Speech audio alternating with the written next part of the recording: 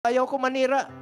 Ayaw kong sumagot. Kaya kung nagtatanong kayo, ayaw ko manira. Hayaan na natin ang Pilipino ang humusga. Kung nagserbisyo si Pangulong Duterte, si Tatay Digong nung panahon niya, kayo nang humusga kung nagbago ang buhay niyo nung panahon niya. Wala na mga tanimbala, wala na yung mga kalukuhan dyan ng mga extortion. Kasi may political will po ang ating dating Pangulong Duterte. Palakpakan natin si Pangulong Duterte. Palakpakan rin po natin si Vice President Sara Duterte. Yes! Yes! Mga kababayan ko, tandaan niyo po itong sasabihin ko, lalong-lalo na po sa mga tumatakbo ngayon at nasa gobyerno.